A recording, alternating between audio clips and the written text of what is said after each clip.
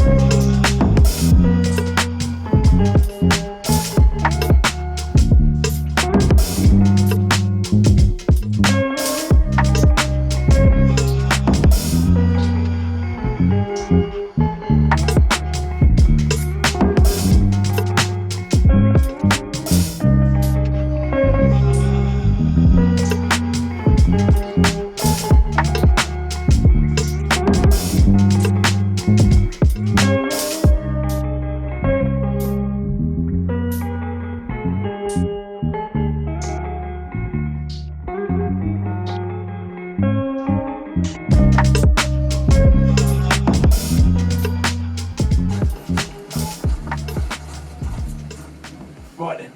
Now get on them.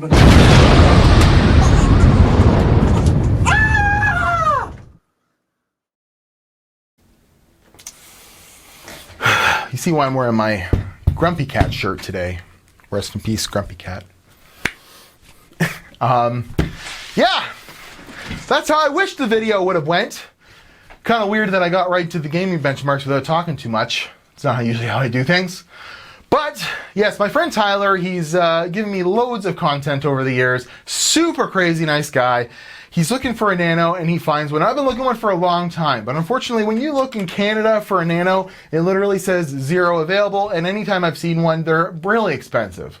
Because I like to stick to the eBay in Canada, because although there's a much better selection of stuff from the States, it's typically hit with duties and high, like, $80 to ship it. And by the time I get it, it's more expensive than if I would have bought it on the Canadian eBay. So I've been looking for a long time, but he actually went and bought one from the States and got it on a really good deal. Well, let's just talk about the deal. So he got it for $168. Right there, Sapphire. And there's actually still 7 available on this guy's site. So pretty cool. That would actually ends up being what, 226 Canadian. So 240 was what, shipping, 30. By the time you get it, and it's $280, that's pretty good considering I paid over $400 for the 1660 Ti, and this has close to the performance of it. Although it's got 2 gigs less VRAM, which I've already figured out. So yes, the Fury was, the kind of downgraded mini version of the Fury X, which was supposed to be the 980 Ti competitor, which it never really was. And then, they made the Fury without the X, and the board partners put giant coolers on them. But they figured out that you could kind of scale everything back and, hit this thing at gigahertz. 1000 megahertz, and it performs extremely well in a tiny form factor. And we forget this because the 1070, the Pascal generation, and even that 1660 Ti and, the 2060, there's really small versions of those, getting close to the size of this thing, and they offer better performance. But back then, this was a huge proposition, such a small card, and, a big, huge performance. It was an awesome player. So what happened? Well, Tyler gave me the card, and he was complaining that the clock speeds were never getting to a gigahertz. And when I got the card, I was thinking there was a BIOS problem. I switched the BIOS, and you know what? It didn't hit a gigahertz. It was like 950 in games on load, which was actually severely affecting its performance. Here's a stock Firestrike result. And then I was able to push the power slider up on it, and I could get to that gigahertz. And if I put the voltage up just a bit, I could get to, 1050 megahertz. And here's side by side stock versus, overclocked results. And then, that overclocked result in Firestrike, which this card was working for, put it against an overclocked 1660 Ti, and they're pretty close. Pretty close, not quite, but enough to say that at the price we got this thing, you can get them for, what was it, 169 USD plus shipping? 168? It's a super awesome proposition. It's a better deal entirely.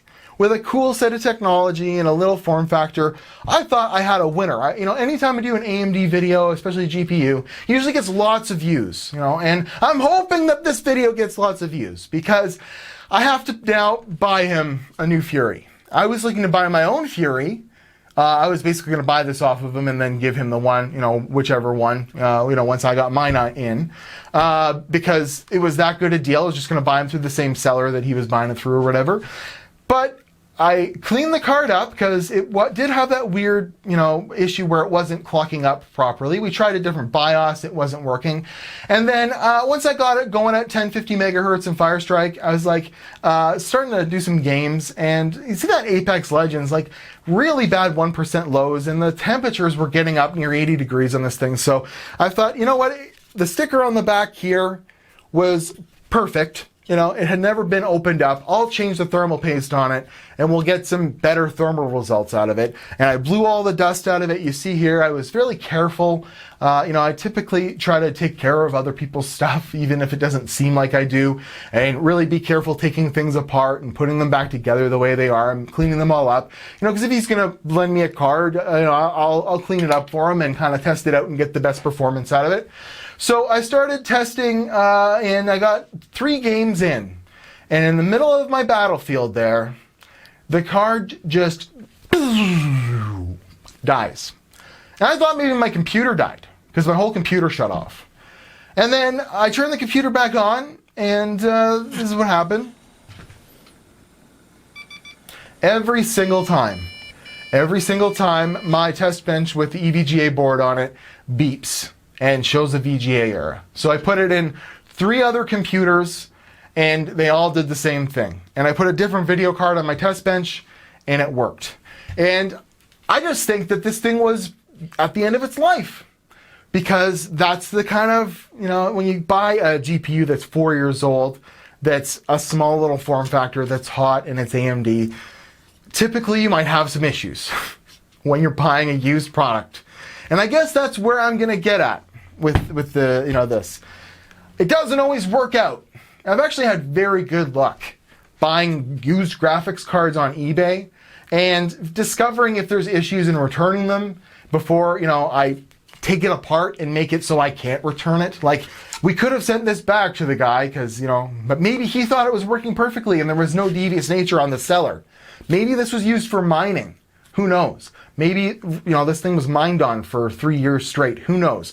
But it seemed fine when it showed up, less some issues with some clock speeds.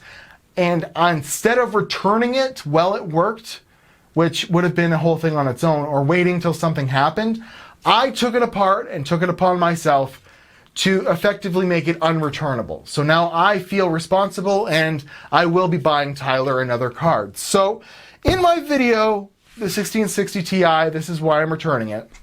I pled the case for used options, okay? Because you could get, a 1070, you could get, a Vega 6056, for less money than the 1660 Ti, or maybe a little bit more, or the same amount of money, but you're getting a little bit more performance with those cards. And a lot of people were saying, well, you're pegging a new card versus a used card. It just doesn't make sense. But my mentality is always find the best deal. But unfortunately, when you get to buying used stuff, especially on eBay, or even Craigslist or Kijiji or OfferUp or whatever it is, Facebook Marketplace, you run the risk of getting a dead card and having no way to return it, because once it's been in your hands and you've plugged it into a computer, it's your baby. So watch this video 100 times. I also have a Patreon, patreon.com/TimmyJoe. If you guys could watch this video, refresh it. No, I'm kidding. You don't have to do that. I just hope it gets lots of views. And we could see from the performance that we were getting that in Firestrike, it was almost matching a current gen card that's much more expensive. And I was actually worried that once I made the video on this, if it was going to work out, that I was going to drive the prices of them up, because it's actually a super cool card if it works. But I learned a valuable lesson about trying to promote used cards versus new cards and their value proposition. You can return a new card if it's broken.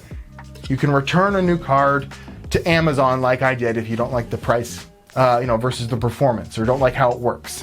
When you buy something used, you eat it. You, R.I.P. Grumpy Cat, you get grumpy all over the place when it fails and you have no option for return. And if we were smarter with the eBay thing, I would have ran all the benchmarks first before I ever took it apart. But I ruined the warranty void sticker, and it's in his pictures on eBay. And to return it at this point, I think would be, it'd be a very slim chance he's ever going to give his money back, because that's the way eBay works. I mean, if I sold a card and I thought it worked, it plugged into a computer and it worked, and then somebody said it didn't work when they got there, I'd be skeptical too. So I'm at Watch Timmy Joe Instagram and Twitter. If you could share this video along and put it on repeat and bot your Chrome to just replay it on repeat for 12 hours, that would be lovely, so we can get the ad revenue up on this. But obviously I'm joking. There's no, I don't know, it'd be nice to get some money, because I'm gonna find a Fury that works. We're gonna do the benchmarks. I'm gonna give it over to Tyler and we'll make things right. But unfortunately today I don't have that data for you, and I just have a lesson that when you're buying a Fury used, it might just quit working in the middle of a benchmark and you'll never get it working again. I'm at Watch Timmy Joe Instagram and Twitter. Pray for me, Jesus. Pray for me, Grumpy Cat. I will see you guys in another video. Thank you very much for watching. If anyone has a Fury out there they want to donate, I'm just kidding. Me at TimmyJoe.com. I'll see you guys in another video. Thank you very much for watching. Much love.